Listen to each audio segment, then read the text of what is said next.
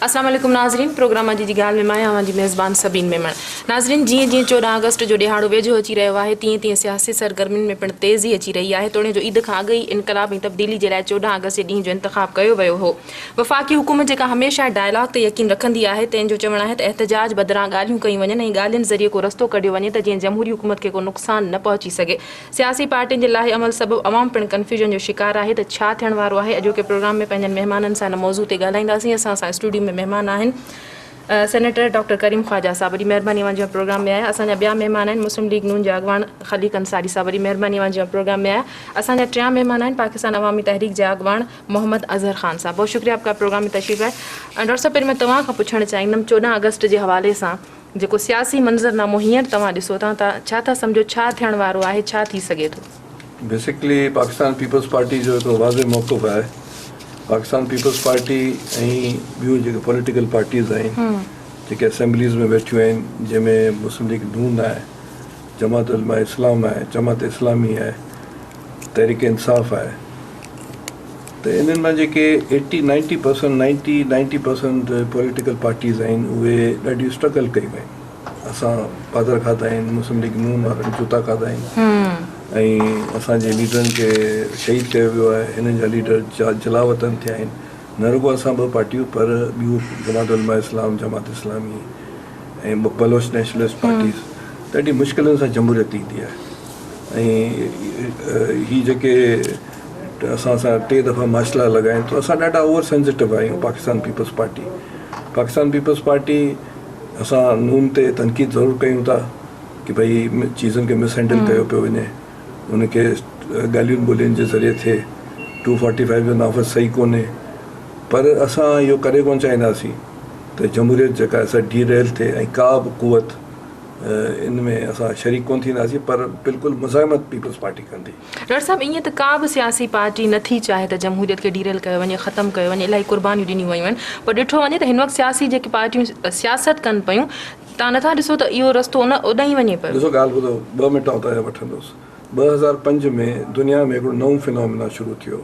Ukraine में orange revolution आयो, जंहिंमें छा थियो, यूक्रेन जो जेको कैपिटल आहे कीवी, उते जेको आहे सो 2-3 लख माण्हू इकट्ठा थिया, 5 लख, ऐं उहा हुकूमत वई ऐं वरी ॿिए आई।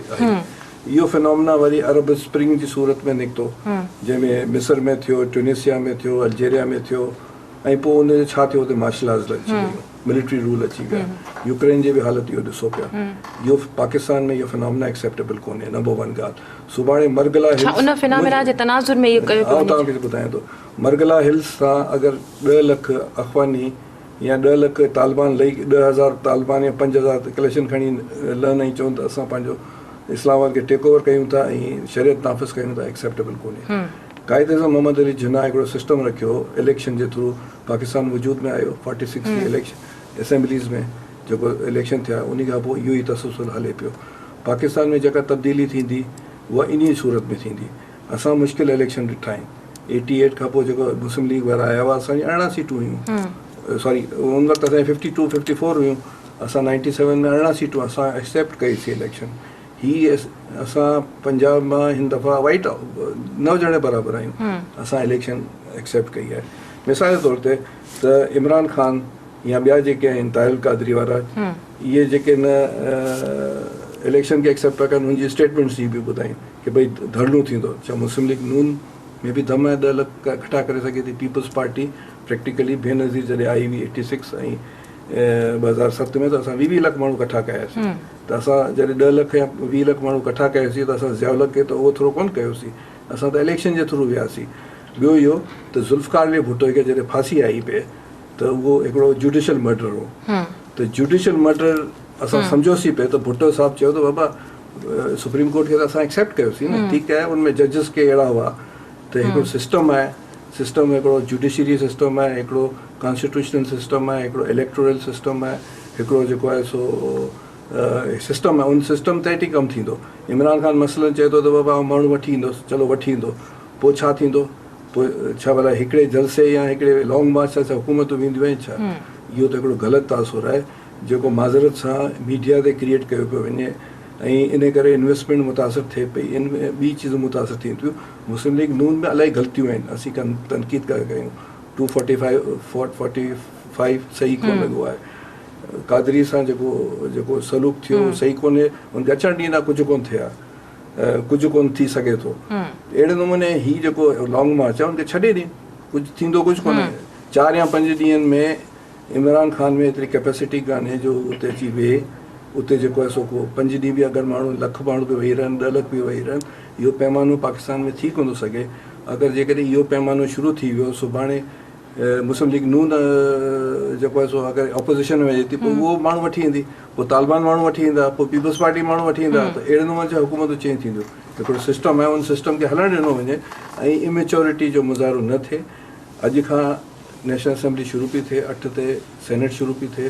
ऐं सम्झां थो त मुज़ाकरात थींदा ऐं बैकडोर डिप्लोमेसी नून वारा कनि पिया, ऐं पीपल्स पार्टी बि ऐं ॿियूं पॉलिटिकल पार्टीज़ बि चाहिनि थियूं त ॻाल्हियूं ॿोलियूं थियनि ऐं थ्रू पार्लियामान जेको चीज़ूं आहिनि थ्रू नेगोशिएशन मसइला हल थी सघनि था.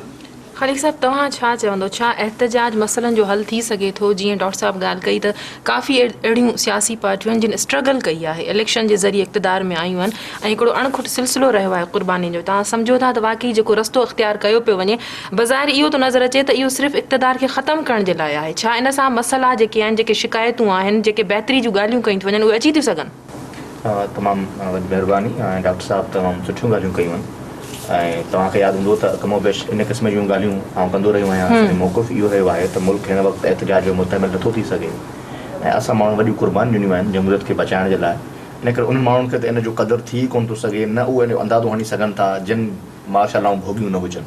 असां मार्शलाऊं भोॻियूं आहिनि, असां जेल काटिया आहिनि, असां जलावतनियूं काटियूं आहिनि, असांजा लीडर्स जेके आहिनि जमहूरी लीडर्स शहीद थिया आहिनि.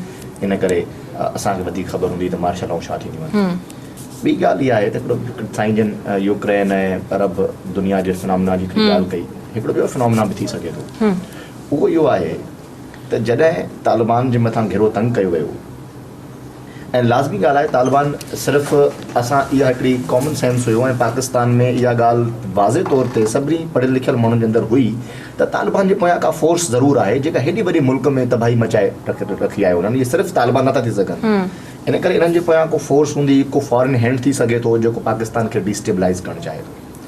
जॾहिं पाकिस्तान जी हुकूमत तालिबान जे मथां ऑपरेशन शुरू करण जो फ़ैसिलो कयो ऐं फ़ौज जेका आहे उहा ज़रबे अज़ब ऑपरेशन में अची वई ऐं उन्हनि खे असां उन्हनि जे ख़िलाफ़ु घेरो तंग करणु शुरू कयोसीं, शहरनि में बि, वज़ीरिस्तान में बि, पूरे पाकिस्तान जे अंदरि, त पोइ इहो फिनोमिना बि थी सघे थो त तालिबान ऐं उनजे पोयां जेके हथ आहिनि उन्हनि पाकिस्तान में मौजूदु पंहिंजे एजेंटनि खे हरकत में आंदो अथव. हाणे तव्हां हिकु तरफ़ असांजे मथां जेकॾहिं फ़ौज कशी पई थिए ऐं असांजे मथां घेरो तंग पियो थिए त तव्हां शहरनि में डिस्टेबलाइज़ेशन कयो, यानी पाकिस्तान हर सूरत में ॾफेड़ में हुजे, उहो सुकून जी सूरत हाल में न हुजे. तव्हां असां महसूसु तइ कयोसीं जॾहिं असां तालिबान वारे ऑपरेशन ते कचहरी कंदा हुआसीं, ॻाल्हि ॿोल कंदा हुआसीं, त असां इहो महसूसु तइ कयोसीं त हालात बहितरी तरफ़ पिया वञनि. डॉलर घटि पियो अचे, पाकिस्तान थोरो तरक़ी करणु पियो वञे, पाकिस्तान जे अंदरि वॾा वॾा मनसूबे पिया लॻनि, पाकिस्तान जे अंदरि फॉरेन इन्वेस्टमेंट अचे पई, पाकिस्तान जा इदारा पंहिंजे पेरनि ते बीहण शुरू थी विया, पाकिस्तान जा वॾे वॾे इदारनि जो खसारो जेको आहे उहो घटि थियणु शुरू थी वियो हुयो. यानी इंडिकेशन्स जेके हुया उहे अप हुया, मतिलबु मथे पिया वञनि ऐं बहितरी पई अचे. वापसि उन सूरत हाल खे ख़राबु करण जे लाइ, पाकिस्तान खे जी रियासत खे कमज़ोर करण जे लाइ यहूदी जो हथु थी सघे थो, उन में ॿिया जेके मुल्क आहिनि उन्हनि जो हथु थी सघे थो. मां सम्झां थो त इंडिया ऐं इसराइल जो हथु थी सघे थो. इन ते बि सोचण जी ज़रूरत आहे ऐं पाकिस्तान जा माण्हू सोचींदा ऐं उहे ॾिसो न वाइका थींदा. 14 अगस्त पाकिस्तान जी आज़ादी जो ॾींहुं, हर माण्हू पाकिस्तान में सब्ज़ हिलाली परचम खणी पाकिस्तान ज़िंदाबाद जा नारा पियो हणंदो, पाकिस्तान जा गीत पियो ॻाईंदो, पाकिस्तान सां वचन पियो कंदो, पाकिस्तान जी लाइ ॾींहं राति महिनत करण जा अज़म पिया कंदो. ऐं ॿिए तरफ़ छा हूंदो? ॿिए तरफ़ हूंदो हिकिड़ा माण्हू एहतजाज पिया कंदा, झंडा पिया साड़ींदा, पोस्टर पिया साड़ींदा, हथनि में हुननि जी लठियूं हूंदियूं, पंहिंजी ख़वातीन खे बि जेको आहे सो ज़दो कोब कंदा ऐं पाण में ई विढ़िया वेठा हूंदा. हिकिड़ो माण्हू ॿिए खे चवंदो तुंहिंजो इनकलाब कुझु बि न आहे, मुंहिंजी आज़ादी वधीक आहे, ॿियो चवंदो तुंहिंजो आज़ादी मार्च कुझु बि न आहे, मुंहिंजो इनकलाब वधीक आहे. इन क़िस्म जी सूरत हाल पैदा थींदी ऐं माण्हू ॾिसंदा त यार उहे कहिड़ा चहिरा आहिनि जेके ॾींहं राति अमली कमु पिया कनि, बिजली जा मनसूबा पिया हणनि, डॉलर जी क़ीमत खे घटि करण जे लाइ तगोदो पिया कनि, ॾींहं राति जेका आहे उहा पाकिस्तान जे अंदरि अमन अमान क़ाइमु करण जे लाइ महिनतूं पिया कनि, अमली तौर ते बि ऐं इजलासनि में वेही करे बि यानी प्लानिंग बि कनि पिया ऐं उन ते अमल बि कनि पिया। उहे वाइका थींदा चेहरा त उहे कहिड़ा आहिनि जेके कमु पिया कनि, उहे कहिड़ा आहिनि जेके उन्हनि एहतजाज पिया कनि, पाकिस्तान खे डिस्टेबलाइज़ करणु चाहिनि था, ऐं जेके थोरे ॾींहंनि में पाकिस्तान खे इन अफ़रा तफ़री जे हवाले करे वापसि हलिया ईंदा, नज़र ई कोन ईंदा। पहिरियों बि इहो थियो, आया वॾियूं वॾियूं ॻाल्हियूं कयूं, इहे सभु ॻाल्हियूं असां बि कंदा हुआसीं पिछले ज़माने में, पर असां भॻासीं कोन। असां वेठा रहियासीं, असां मुसलसल जिदोजहद कईसीं, असां पंहिंजी क़यादतुनि खे वापसि आंदोसीं, असां इलेक्शन में वियासीं, असां इलेक्शन जे ज़रिए पाकिस्तान जे ऐवाननि में आयासीं ऐं पोइ उन पाकिस्तान जे इक़्तिदार जे ऐवाननि में अची करे तब्दीली आणण जूं कोशिशूं कयूं पिया, इदारा बि ठाहियूं पिया, अमली कम बि कयूं पिया। पर ईअं न आहे त असां कुझु ॾींहंनि लाइ आयासीं, एहतजाज कयोसीं, टोपी ड्रामो कयोसीं, पप्पू गुड्डूअ जा डायलॉग पे वेठा ॻाल्हायासीं ऐं उन खां पोइ असां वरी जीअं ई उहो ख़तमु थी फुर थी भॼी आहे त जीअं कबूतर उॾड़ी वञे, ख़बर ई न पए त काॾे वियो। ऐं पोइ वरी असां बहाना बणायूं त मुंहिंजो इलाजु आहे, मुंहिंजे अखियुनि जो नंबर तो चेक थो थिए, मुंहिंजो फलाइण थो थिए। बाबा फॉर गॉड सेक ही मुल्क वरी कंहिं ड्रामेबाज़ी जो मुतहमिल नथो थी सघे। असां इहे मज़ाक़ूं हाणे ॾिसो न, माज़रत सां असांजी मीडिया खे बि को मतिलबु मौज़ू पे खपे ई खपे। हाणे कॾहिं उहे मज़ा वठंदा आहिनि शेख रशीद जे चुटकुलनि मां, कॾहिं इन क़िस्म जी मज़ाक़ुनि मां जेको ताहिरुल क़ादरी सां मज़ाक़ूं करे थो। हाणे कल्ह चयईं त मां चवां थो पंजाब जी सॼी इनखे पुलिस खे त उहे बिल्कुलु इन में न अचनि ऐं ईअं न कनि। ऐं असांजे जेकॾहिं कारकुननि खे ॿधो वियो, असांजे कारकुननि खे गिरफ़्तार कयो वियो, असांजे कारकुननि खे जेल में विधो वियो, त पोइ इहो हिते न थींदो, इहो पोइ रायवंड में थींदो। मतिलबु कारकुन जॾहिं तुंहिंजा ॿधिजींदा, पोइ रायवंड में केरु ईंदो? यानी अजीब क़िस्म जी जंहिं दलील जो को सर पेर ई न हुजे। यानी तूं चवे थो त जेकॾहिं मुंहिंजा कारकुन सां ॿधिजी आहे, असां सभिनी जे ख़िलाफ़ु तव्हां मतिलबु रुकावटूं पैदा करे छॾियूं, सभिनी खे जेल में विझी छॾियो, पोइ असां हिते न कंदासीं, पोइ इहो 10 तारीख़ जो इहो प्रोग्राम शोधा वारो आहे, इहो वरी थींदो रायवंड में। त बाबा जॾहिं तव्हां सभु ॿधिजी वेंदो त रायवंड में केरु कंदो? आम माण्हू बि सवाल करे थो। इन करे इन क़िस्म जूं इहे लफ़ाज़ियूं, इहे डायलॉग, इहे लेनिन मार्क्सिज़म जा किताब पढ़ी करे, मॉडर्न इस्लामी रियासत जो तसवुरु ॾेई करे इन क़िस्म जूं ॻाल्हियूं, इहो कुझु कोन थो थी सघे। इन्हनि वरी ॿिए तरफ़ चवणु त क़ुर खणी अचो, तस्वीर खणी अचो, इहे सभु शयूं मज़ाक़ आहिनि। इहे पाकिस्तान सां इन खां वधीक ॿी मज़ाक़ कहिड़ी थी सघे? अज़हर साहब, क्या होने जा रहा है? योम शोहदा मनाया जा रहा है और ये जो प्रेस कॉन्फ्रेंस हुई, इस हवाले से आप क्या कहना चाहेंगे कि क्या ये जो एहतजाज है या बेहतरी लाने का जो रास्ता आवाम को बताया जा रहा है, क्या ये वाकई बेहतरी की तरफ जा रहा है? आवाम के लिए, आवाम के मफाद में होगा ये? थैंक यू वेरी मच, आपने मुझे अपने प्रोग्राम में बुलाया और अपना पॉइंट ऑफ व्यू पेश करने का मौका दिया। देखिए, डॉक्टर साहब ने अपनी प्रेस कॉन्फ्रेंस में कल 2 बातें की। उन्होंने कहा जी कि एक मुकदमा लाहौर है और एक मुकदमा इस्लामाबाद है। मुकदमा लाहौर जो है वो 14 शोहदा का मुकदमा है कि जिनको जिस बर्बरियत से और जिस जुल्म से जो है वो तशद्दुद का निशाना बनाया गया है, वो दुनिया के किसी भी मुहज़्ज़ब ममालिक में नहीं होता। आप जनूबी कोरिया को देखें कि वहाँ कश्ती डूबती है तो वहाँ के प्राइम मिनिस्टर जो है वो रेजिग्नेशन कर देते हैं। और यहाँ यानी कि तजावज़ात के नाम पर एक ड्रामा रचाया गया। और तजावज़ात क्या रात को हटाई जाती हैं? क्या तजावज़ात को हटाने के लिए जो है वो पूरी वो LDA अथॉरिटी की मशीनरी लाई जाती है? क्या तजावज़ात हटाने के लिए 10,000 पुलिस वाले लाए जाते हैं? क्या तजावज़ात हटाने के लिए गोशा दरूद पे गोलियां चलाई जाती हैं? क्या तजावज़ात हटाने के लिए हामला तंजीला के मुंह के अंदर गोली मारी जाती है? क्या तजावज़ात हटाने के लिए जो है वो डॉक्टर साहब के घर के सामने रखे हुए जनरेटर को तोहबाला किया जाता है? उनके बेडरूम्स के अंदर, उनके घर के अंदर जो है वो गोलियां चलाई जाती हैं। तो ये दुनिया के किसी भी मुहज़्ज़ब जो है वो मुल्क के अंदर नहीं होता। शायद दुनिया के किसी मुल्क के अंदर ऐसा होता तो वो उस मुल्क की जो है ना वो सूबाई और वफाकी हुकूमतें सारी रेजिग्नेशन कर चुकी हैं। तो एक तो हमारी जद्दोजहद के जो 2 मरहले हैं, एक मरहला तो इंशाअल्लाह जिसके लिए हमने ऐलान किया है 10 तारीख। ये जद्दोजहद मुकदमा लाहौर की वजह से नहीं, ये मुकदमा लाहौर तो देखे ना वो आ गया, वो ज़रब अज़ब की वजह से हो सकता था कि डॉक्टर साहब का प्रोग्राम ऑलमोस्ट पोस्टपोन्ड हो चुका था। उसका अनाउंस हमने मीडिया पे नहीं किया था। अगर ये वाक़या लाहौर ना होता तो शायद ना होता, लेकिन अगर ना आते तो कहने वाले ये कह रहे थे जी वो देखें जी कनाडा की ठंडी हवा में बैठे हुए और अपने कारकुनों के जनाजे में नहीं पहुंच रहे। अब अगर आ गए हैं तो ये कह रहे हैं अगर हम चाहते तो जैसे डॉक्टर साहब ने कल फरमाया तो ये एक इमरजेंसी वाक़या हुआ तो ज़रूरी था कि, लेकिन ऑपरेशन तो अभी भी जारी है, कायद का क़यादत के अंदर होना ज़रूरी था। ठीक है जी, ऑपरेशन जारी है। अब देखें, ये तो हमारा मुकदमा लाहौर था, उसका फैसला तो इंशाल्लाह 10 तारीख को हो जाएगा। आप देखेंगे, सारा मीडिया देखेगा, सारा पाकिस्तान देखेगा। एक पाकिस्तान के 18 करोड़ आवाम का मुकदमा है और वो मुकदमा डॉक्टर साहब आज से नहीं लड़ रहे। अगर आप उनकी एक किताब है कुरानी फ़लसफ़ा इनकलाब, اس کتاب کی کم از کم 600-800 صفحات کی وہ کتاب ہے، 2 جلدیں ہیں. اس میں ڈاکٹر صاحب کی 1971 کی 73 کی 1971 72 3 کی تحریریں ہیں کہ اس زمانے میں ڈاکٹر صاحب جب جن نے اپنی انقلابی موومنٹ چلائی تھی اپنے اوائل جوانی کے زمانے میں، تو اس وقت کی انقلابی تحریریں آج بھی، یہ انقلاب کوئی 2-4 سال کی ندا یا صدا نہیں ہے. اس شخص کی یہ 30 سالہ جد و جہد کا ثمر ہے، اس کے اندر آپ ان کی پلاننگ کر سکتے ہیں. تو انشاءاللہ مقدمہ لاہور بھی ہم انشاءاللہ اس کے لیے بھی جد و جہد کریں گے، اور پاکستان کے عوام کے لیے بھی 10 تاریخ کے بعد 10 تاریخ کو. لیکن بظاہر تو ان کے بیانات سے یہی ظاہر ہو رہا ہے کہ ان کا یہی کہنا ہے کہ حکومت کے خاتمے تک ہمارا جو ہے یہ مارچ جو ہے وہ احتجاج جاری رہے گا. تو کیا یہ حکومت کے خاتمے تک ہی ہے؟ دیکھیں ہم جو ہے حکومت کا خاتمہ تو دیکھیں نا کہ ہماری راہ کا ایک چھوٹا سا پتھر ہے. دراصل ہم حکومت تو ویسے ہی جائے گی، جو کچھ انہوں نے کیا ہے لاہور کے اندر انشاءاللہ وہ تو مقافات عمل ہے کہ جو ظلم کرتا ہے اس کو اس کا ریٹیلیٹ ملتا ہے. اور اللہ کی لیکن ڈاکٹر صاحب کی جو سیاست اس وقت نظر آ رہی ہے یا سیاسی بیانات وہ اس نظام کے لیے ہے.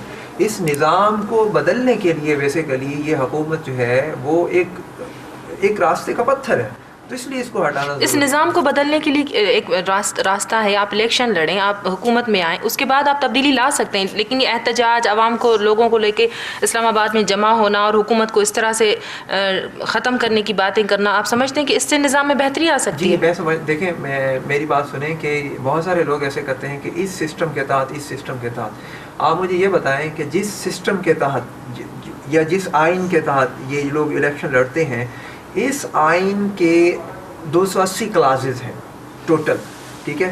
ذوالفقار علی بھٹو سے لے کر آج تک اس میں 25 ترامیم ہوئی، اور ان 25 ترامیم میں ایک امینڈمنٹ بھی ایسی نہیں ہوئے جو عوام پاکستان کے مفاد میں کی گئی ہو. اور کلاس 5 سے لے کے کانسٹیٹیوشن 1973 کی کلاس 40 تک یہ 35 کلازز ایسی ہیں کہ آج تک خواجہ عبد الکریم صاحب بیٹھے ہیں ماشاءاللہ سے، سینئر پارلیمنٹیرین ہیں، آپ ان سے پوچھ سکتے ہیں کہ یہ وہ کلازز ہیں 35 کلازز کہ جو عوام پاکستان کے رائٹس کو ایڈریس کرتی ہیں. اور آج تک آپ مجھے بتا دیں کہ جتنی حکومتیں آئی ہیں اس پاکستان کے اندر، کیا کسی نے ایک امینڈمنٹ بھی کی ہے پاکستان کے عوام کے مفاد کے لیے؟ اس الیکشن کے تحت اور اس سسٹم کے تحت میں آپ کو یعنی یہ بات علی وجہ البصیرت کہتا ہوں کہ جتنے بھی الیکشن ہوں گے یہی لوگ آتے رہیں گے، اور یہی لوگ آ کر ہی ایک دوسرے کی باریاں پوری کراتے رہیں گے. عوام کو کبھی ریلیف نہیں ملے گا. لہٰذا ہم نے اسی راستے کا انتخاب فقط اس لیے کیا ہے، یہی وہ واحد راستہ ہے کہ جس لیے اس نظام کو جو ہے وہ زمین برد کیا جائے. بریک جو وقت ہوا ہے بریک ہم وہ کنٹینیو کریں تو ناظرین پروگرام میں وقت ہوا ہے بریک جو وٹھوں تھا بریک.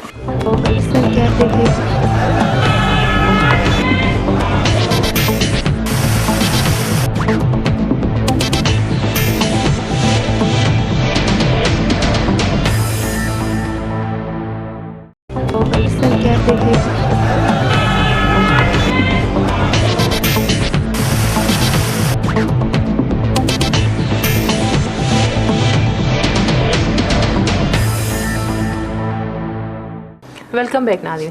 डॉक्टर साहब जीअं अज़हर साहब ॻाल्हि कई, तव्हां सम्झो था त बहितरी जे लाइ जेको रस्तो इख़्तियार कयो वियो आहे इहो वाक़ई बहितर आहे?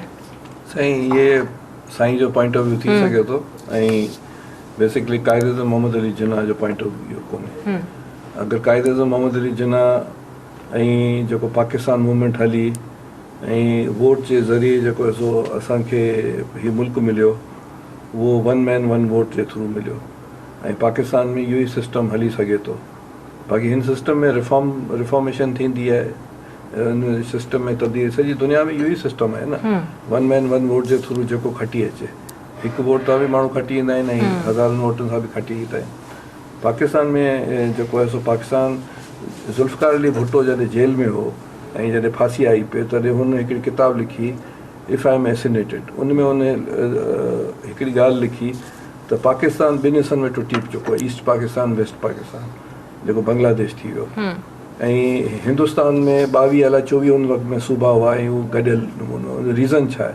भुट्टो साहब वरी पाण हुन किताब में जवाबु ॾिए थो बिकॉज ऑफ डेमोक्रेसी. त पाकिस्तान में डेमोक्रेसी न हुई, 2 हिसा थी विया. हाणे मिसाल जे तौर ते माज़रत सां असांजा भाउ वेठा आहिनि, इहा जेका 14 अगस्त जी तहरीक GT मूवमेंट जी, GT रोड जी तहरीक आहे. ताहिर कादरी जो सिंध में कोई इन्फ्लुएंस कोन्हे, इमरान खान जो सिंध में कोई इन्फ्लुएंस कोन्हे, तव्हांजो बलूचिस्तान में कोन्हे. ऐं ही ॿई पार्टीज़ जेके आहिनि सो GT रोड जी पार्टी आहे. पंहिंजो मुस्लिम लीग नून त नेशनल पार्टी आहे, भली असीं हुन सां असांजो सदाईं हुननि सां जुड़ो रहियो आहे, सदाईं असां इलेक्शन विड़ियूं आहिनि ऐं को मुखा कोन असां कई आहे, पर असां हिक ॿिए जे ख़िलाफ़ु तुत ऐं नेल बि रहिया आहियूं। पर हीअ जेका पार्टी आहे तारिल क़ादरी ऐं पंहिंजो इमरान ख़ान जी, उहा GT रोड जी पार्टी आहे ऐं हिते जेको आहे सो हू चैलेंज बि GT रोड जे हवाले सां नून वारनि खे पिया कनि। त हाणे मतिलबु आहे त इहो जेको GT रोड वारा पाकिस्तान जो फ़ैसिलो त कोन कंदा। हिते 4 सूबा आहिनि, गिलगित बल्तिस्तान आहिनि, फाटा जो इलाइक़ो आहे, आज़ादु जम्मू आहिनि, आज़ादु कश्मीर आहे, त इहे छा भला GT रोड जा माण्हू फ़ैसिला कंदा छा GT रोड जा सुभाणे माण्हू अची करे इस्लामाबाद खे टेक ओवर कंदा ऐं जेको आहे सो चेंज कंदा? न सही न, सिंध खे त एक्सेप्टेबल कान्हे, बलूचिस्तान खे बि एक्सेप्टेबल कान्हे, नाइदर खैबर पख्तूनख्वा खे एक्सेप्टेबल आहे, नाइदर जेको आहे सो गिलगित बल्तिस्तान खे एक्सेप्टेबल आहे, नाइदर फाटा खे एक्सेप्टेबल आहे, नाइदर आज़ादु कश्मीर खे एक्सेप्टेबल आहे। त इहो जेका आहे असांजी जेका सोच ई ग़लति आहे। त जेको आहे सो तारिल क़ादरी जा घणा माण्हू हितां जेकॾहिं अगरि मिसाल धरनो बि थिए थो त घणा माण्हू ईंदा? 5000 माण्हू या 4000 माण्हू या 10000 माण्हू सिंध मां? सिंध जी पॉपुलेशन त 4 करोड़ 5 करोड़ आहे, त छा 5000 माण्हू वञी करे तब्दील कंदा छा? इमरान ख़ान जी कहिड़ी हिते वर्थ आहे? वधि में 10,000 20,000 माण्हू वञी करे शामिलु थी सघनि था सिंध मां, या बलूचिस्तान मां 2-4-5,000 माण्हू शामिलु थींदा। त छा माना इहे जेके GT रोड वारा जेके पॉलिटिक्स पिया कनि उहे छा पाकिस्तान ते डोमिनेंट थींदी? पाकिस्तान उन सूरत में हलंदो जेको क़ाइद आज़म मोहम्मद अली जिन्ना जेको सिस्टम रखियो हो, जेको हिंदुस्तान में बि सिस्टम आहे, जेको बांग्लादेश में बि सिस्टम आहे, जेको अमेरिका में बि आहे, जेको ब्रितानिया बि आहे, सॼी दुनिया में इहो सिस्टम आहे। इहो जेको सिस्टम जेको यूक्रेन वारो शुरू थियो हो, इहो जेको अरब स्प्रिंग वारो शुरू थी वियो, उनजो अल्टीमेटली माशला आहे, उनमें अल्टीमेटली इहा चीज़ थींदी।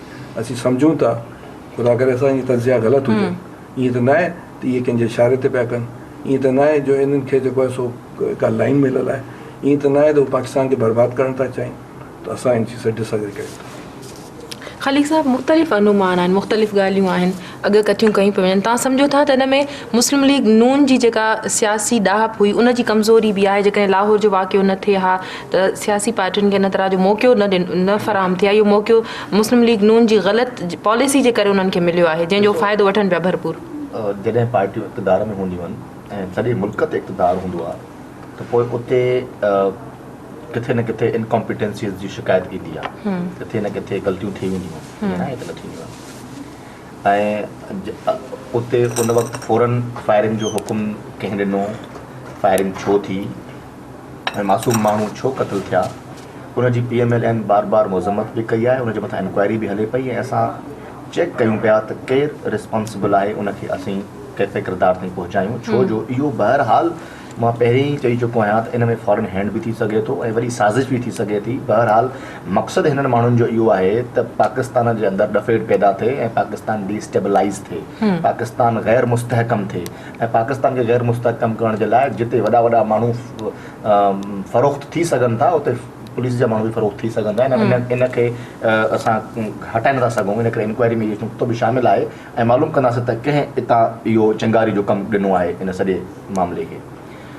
पर जेका बुनियादी तौर ते मां ॻाल्हि करणु चाहियां थो उहा इहा आहे त पाकिस्तान जो माण्हू हिन वक़्तु जेको आहे उहो जहालत जे अंधेरनि में आहे, असांजो ॿारु जेको आहे उहो जहालत जे अंधेरनि में आहे। ही दोस्त तालीम जी रोशनीअ ते जेकॾहिं एतिरी जदोजहद कनि ऐं एॾो जेको पैसो तहरीकुनि ते हलाइनि पिया पंहिंजे ज़ाती तशहीर जे लाइ, ॿिनि ॾींहंनि जी शोबाज़ी जे लाइ, इहो पैसो जेकॾहिं पाकिस्तान जे तालीम ते ख़र्चु थिए त पाकिस्तान जो माण्हू बाशऊर थिए ऐं पाकिस्तान जो ॿारु तालीमी याफ़्ता थी वञे। हीअ इन करे तालीमी याफ़्ता न कंदा छो जेकॾहिं वाक़ई पाकिस्तान जा आवाम तालीमी याफ़्ता थी विया त पोइ उन्हनि जा हिननि जी ॻाल्हि केरु ॿुधंदो? हिन खे त ॼट पाकिस्तान खपे, जाहिल पाकिस्तान खपे, जंहिं पाकिस्तान जे अंदरि ही माण्हुनि जा आसानी सां ब्रेन वॉश करे पंहिंजे पोयां हलाइनि। हिनखे रोकियो कीअं वेंदो? वफ़ाक़ी हुकूमत हिन सां मुंहुं कीअं ॾींदी? कहिड़ी हिकमत अमली जोड़ी वई आहे? ॾिसो, हिकमत अमली इहा ई आहे त असां पाकिस्तान जे जंहिं आइन खे ही ॾींहं राति गारियूं वेठा ॾियनि न दोस्त, उन ई आइन जे तहत, जो जमहूरी आइन आहे ऐं जो आइनी ऐं जमहूरी हक़ आहे त इहे एहतजाज कनि, हे उन ई आइन जे तहत एहतजाज कनि पिया। जेकॾहिं मुल्क में डिक्टेटोरियल रोल हुजे हा, जेकॾहिं मुल्क में एमरजेंसी नाफ़िज़ हुजे हा, जेकॾहिं मुल्क में 144 नाफ़िज़ हुजे हा, त हीअ दोस्त 4 दोस्त बि किथे गॾु कोन पिया थी सघनि। इन करे ही जमहूरियत जो समर आहे, जंहिं समर में ही पंहिंजो जमहूरियत जे ई करे ही माण्हू पंहिंजी दुकान खोली वेठा आहिनि। इहो जमहूरियत ई आहे जंहिंमें तव्हांखे पंहिंजी आज़ादी राय आहे, तव्हां पंहिंजी राय जो इज़हार कयो, तव्हां पंहिंजो प्रोग्राम ॾियो, तव्हां पंहिंजो एहतजाज कयो, भले कयो, पर जिते असां महसूसु कयोसीं त पाकिस्तान जे जेके को हिन में को टेररिस्ट एलिमेंट अचे थो, या जिते असां महसूसु कयोसीं त ही पाकिस्तान जे ख़िलाफ़ का साज़िश पई थिए, जिते असां महसूसु कयोसीं त माण्हुनि जे माल ऐं माण्हुनि जी जान खे जेको आहे उहो ख़तरो आहे, उते गवर्नमेंट पंहिंजी रिट ज़रूरु क़ाइमु कंदी। ही गवर्नमेंट उहा गवर्नमेंट न आहे जेका पंहिंजी रिट क़ाइमु न करे सघे। असां ऐं ॿी हिननि माण्हुनि खे दिमाग़ में इहा ॻाल्हि अची वई आहे त ही को नवाज़ शरीफ़ साहिबु हिननि वांगुरु को बैकडोर डिप्लोमेसी या ईअं असां चोर दरवाज़े खां अची वियासीं। बाबा असां माण्हुनि खां वोट वठी आया आहियूं, असां जिदोजहद कई आहे, असां 11 साल परवेज़ मुशर्रफ जी आमरीत जे ख़िलाफ़ ARD जे प्लेटफॉर्म ते जिदोजहद कई आहे। पीपल्स पार्टी हुन में शामिल हुई, मुस्लिम लीग नून हुन में शामिल हुई, नवाब नसरुल्लाह खान हुन में हुयो, 18 जमातूं हुयूं, तव्हां कोन हुयो, इमरान खान हुन में हुयो ई कोन, हुन जिदोजहद में हुयो, उनजा हिसा ई न बणिया आहियो तव्हां।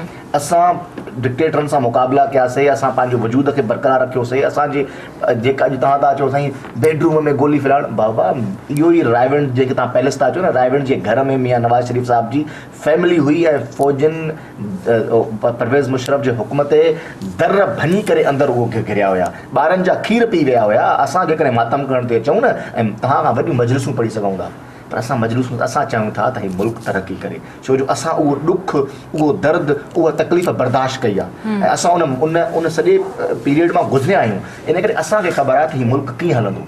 इन करे हिन मुल्क खे तदब्बुर सां, दयानत सां, ईमानदारी सां, ॾींहं राति महिनत सां हलाइण जी ज़रूरत आहे। ही दोस्त अचनि न, तव्हां जीअं चयो न गवर्नमेंट कीअं हैंडल कंदी, ईअं ई हैंडल कंदी। मोस्ट वेलकम, छेती आज़ाद ढोलणा तेनूं अखियां उॾीकंदी आहे। असांजूं अखियूं थधियूं, असां छबीलूं हणंदासीं, असां हिननि खे पाणी पीआरींदासीं, असां गुल छटींदासीं, असां अंगण ॿुहारींदासीं, ठीकु आहे, अचनि। पर हिन मुल्क खे, हिन मुल्क जे ख़िलाफ़ का साज़िश थी, हिन मुल्क खे डिस्टेबलाइज़ करण जी कोशिशि कई वई, हिन असां जॾहिं महसूसु कयोसीं त पोइ असां गवर्नमेंट जी रेट बि क़ाइमु कंदासीं, पोइ असां कंहिंखां कोन ॾींदासीं।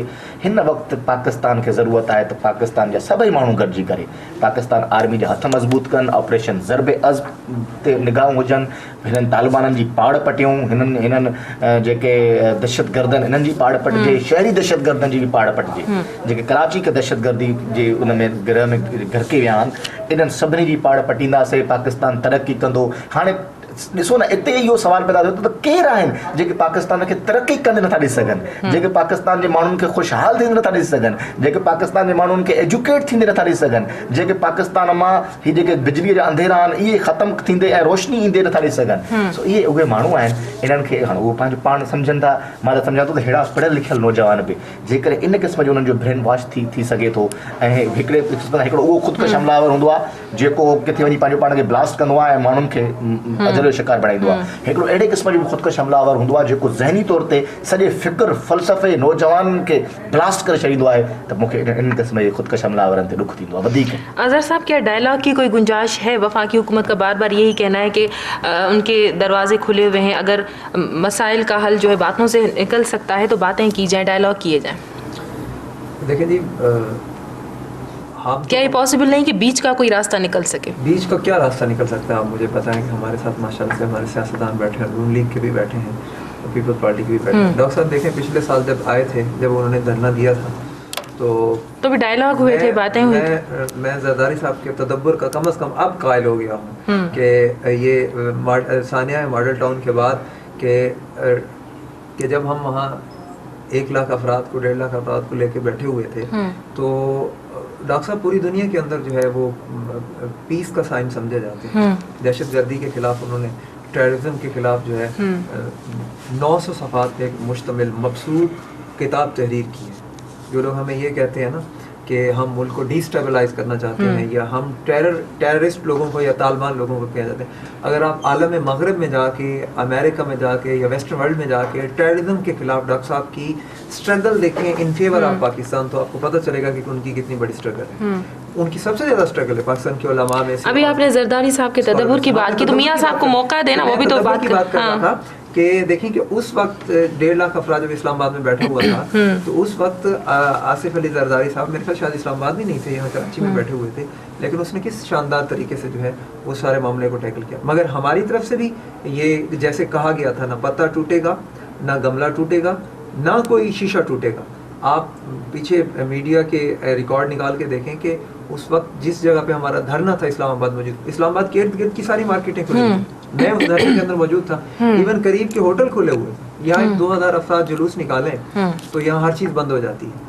मैं कहने का मकसद ये है कि उस वक्त जो थे हम इलेक्ट्रिकल रिफॉर्म्स की जो है वो मूवमेंट लेके आए थे कि हम चाहते थे कि इस सिस्टम ऑफ इलेक्शंस के अंदर रिफॉर्म्स आ जाएं और ये एक 62-63 जो हमारे आइन का हिस्सा है उसकी इम्प्लीमेंटेशन हो जाए, और इसके अलावा जो हमारे यहाँ टैक्स डिफ़ॉल्टर्स हैं या बैंक डिफ़ॉल्टर्स हैं या दूसरे लोग हैं जो हमारा कॉन्स्टिट्यूशन कहता है उनको छलनी से छान के फारिग कर दिया जाए, जो है सही तरीके के लोग हैं, ईमानदार लोग हैं। तो उस वक्त जो था पॉसिबल था कि हमसे कोई बात करता है, या जो उस वक्त की गवर्नमेंट ने हमसे बात की, बहरहाल उस पर अमल नहीं हुआ। ये एक अलग सब्जेक्ट है कि उस माहदे को भी जो है वो वायलेट किया गया। मगर अब जो है हम इलेक्ट्रिकल रिफॉर्म्स लेके नहीं, इसका मतलब है हुकूमत अपनी कोशिशें जारी रखे, डायलॉग गुंजाइश निकल सकती है। डायलॉग तब था जब था, अब डायलॉग जो है ना वो हमारे बस की बात नहीं। डॉक्टर साहब, आर्टिकल 245 जो जेको निफ़ाज़ कयो वियो आहे, फ़ौज खे रखियो वियो आहे, इन हवाले सां सियासी पार्टियुनि खे काफ़ी तहफ़ुज़ात आहिनि। इन हवाले सां तव्हां छा चवंदो, छा इन मार्च खे मुंहुं ॾियण जे लाइ इहो वाक़ई बहितर तरीक़ो आहे जेको वफ़ाक़ी हुकूमत तरफ़ां रखियो वियो आहे? असांजो जेको पीपल्स पार्टी जो मौक़िफ़ इहो आहे त इमरान ख़ान खे अचणु ॾियनि, हुनखे सॼे पंजाब में छॾे ॾियनि, भले अची करे धरनो हणे या जेको बि करे। ऐं ताहिर क़ादरी साहिब खे अगरि अचिणो आहे त मोस्ट वेलकम। बाक़ी उहा ॻाल्हि सही आहे साईं जी त हुनखे तोड़ फोड़ न थियणु खपे।